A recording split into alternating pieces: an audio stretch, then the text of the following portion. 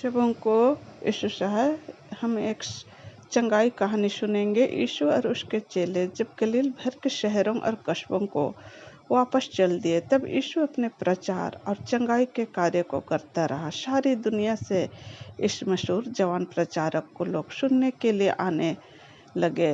वह क्या अचंभित बातें कर सकता था, कितनी उल्लेख्य बातें वह बोलता था। एक दिन एक कुष्ठ रोग व्यक्ति यीशु के पास आया। इस भयानक बीमारी से लोगों का जीवन नष्ट हो गया था। उनकी त्वचा घृणित घावों के साथ सफेद होने लगी। उनके हाथ और पैर की उंगलियां संक्रमित होने से गिर जाते थे। यहूदी लोगों के लिए कुष्ठ रोग के साथ किसी को भी अशुद्ध माना जाता था। वे अछूत थे, जो भी उन्हें छू लेता था वह भी खुद अशुद्ध हो जाता था।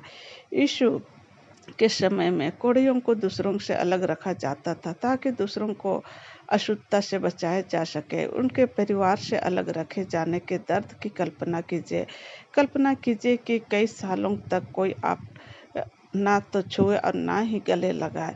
जब आप लोगों के बीच में हो तो आपको यह चिल्लाना पड़े अशुद्ध, ताकि कहीं वे गलती से आपको छू न ले। कल्पना कीजिए कि जैसे जैसे यह बीमारी पूरे शरीर में फैलती है, इसके साथ अकेलापन और गहरा होता जाता है। यह रोग एक निराशाजनक दर्दनाक जेल था और आदमी स्वतंत्रता के लिए बेताब था। उसके इस प्रचारक, जिसका नाम यीशु था, उसके विषय में सुना था कि उसके अंदर चंगा करने की शक्ति है। उसने प्रभु को ढूंढा और जब वह मिल गया, वह उसके पैरों पर गिर गया। वह मुंह के बल उसके पैरों पर गिरा और बोला, प्रभु यदि तू चाहे तो मुझे माफ कर सकता है। यीशु के सामर्थ्य पर उसे कितना विश्वास था। जब यीशु ने उस व्यक्ति की ओर देखा तो उससे दया आई। उसने हाथ बढ़ाकर उस कोढ़ी को छुआ और कहा, मैं तैयार हूँ, तुम साफ हो जाओ। तुरंत कोढ़ पूरी तौर से साफ हो गया। वह व्यक्ति पूरी तौर से चंगा हो गया था। क्या आप कल्पना कर सकते हैं कि कैसे लगा होगा कि कोई हाथ बढ़ाकर उसे छू रहा और चंगा कर रहा है। उसे कितना अचंभ लगा होगा जब उसने यह देखा होगा कि सारी बीमारी गायब हो गई है और उसकी त्वचा पूरी तरह स्वस्थ हो गया। अब पुराने नियम के व्यवस्था के अनुसार जब यीशु उस आदमी को छुआ, वह भी अशुद्ध हो गया। परंतु यीशु दया दिखाने के लिए ज़्यादा चकित थे। पुराने नियम में मूसा के नियम इसराइल के लोगों को शुद्ध और पवित्र जीवन बिताने के लिए तब तक दिए गए थे जब तक परमेश्वर ने पाप और मृत्यु पर जय पा ली।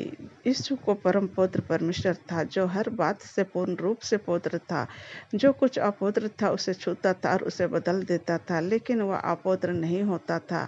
वह इतिहास का एक नया दौर ला रहा था। वह इस संसार के श्रापित सामर्थ को परमेश्वर के राज्य को लाकर पलटने आया था। उस व्यक्ति को देखभाल करना यीशु ने नहीं छोड़ा था। उसने उसे सावधानी बरतने के लिए कुछ आज्ञा देते हुए कहा, देखो कि तुम किसी से भी इस विषय में ना कहना, परंतु जाओ अपने आप को याजक को दिखा और मूसा के दिए हुए नियम के अनुसार अपने शुद्धिकरण के लिए एक गवाही के तौर पर भेंट चढ़ा। मूसा के नियम के अनुसार जो भी इस कुष्ठ रोग से चंगा होता था, उसे वह याजक के पास जाकर विशेष भेंट चढ़ा सकता था। अगर याजक उसकी भेंट स्वीकार कर लेता था, या एक किस्म की घोषणा होती थी कि चंगाई पूर्वान रूप से मिल गई है, वह शुद्ध हो गया था। कोढ़ अपने परिवार के साथ जुड़ सकता था और समाज में फिर से रह सकता था। उसका पूरा जीवन उसको वापस मिल जाता था। यदि याजक कहता कि कोढ़ शुद्ध है, तो वह या यीशु ने दिया शक्ति की घोषणा मानी जाती है, क्योंकि कोढ़ का कोई इलाज नहीं था, केवल परमेश्वर ही कर सकता था। क्यों यीशु इस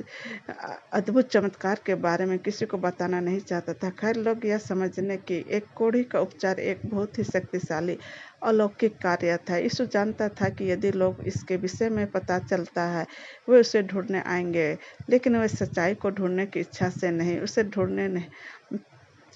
सच्चाई को ढूंढने की इच्छा से उसे ढूंढने नहीं आएंगे। वे शानदार चमत्कार के रोमांचक को देखने के लिए आएंगे। वे परमेश्वर के पुत्र के प्रचार को मनोरंजन के रूप में व्यवहार करेंगे। यदि आप कोढ़ी होते तो आप क्या करते? यदि यीशु आपको ऐसे बीमारी से चंगाई देता जो आपके जीवन को नष्ट कर रहा था, जिससे आपको अपने परिवार से दूर कर रहा था और आपको शहर से दूर बाहर रहने को मजबूर करता, क्या करते? यदि वह आपको आज्ञा देता, क्या आप पालन करते? खैर, उस कोढ़ी ने वैसा नहीं किया। याजक के पास जाने के बजाय वह सब तरफ गया और सबको इसके विषय में बताया। पूरे शहर को पता चल गया था। एक कोलाहल उठ गया कि यीशु सड़क पर चल भी नहीं सकता था। उसे अकेले स्थान से बाहर शहर में रहना पड़ा। यीशु ने इस आदमी को अकेलेपन से बचा लिया था, लेकिन इस व्यक्ति ने अवज्ञा के कारण यीशु को मजबूरन शहर के बाहर जाकर रहना पड़ा। जो चमत्कार केवल परमेश्वर ही कर सकता था, उसके विषय में सबको मालूम हो गया था। चंगाई के लिए लोग सब जगह से आने लगे।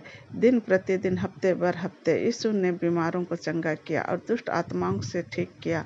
पीड़ा और शर्म के बंधन से लोगों को आज़ाद किया। इस सब व्यस्त सेवकाई और थकान देने वाले कामों के बीच में भी यीशु अपने स्वर्गीय पिता के साथ समय बिताता था। वह सब लोगों से दूर जंगल में जाकर एक स्थान में प्रार्थना करने के लिए जाता था। आमीन।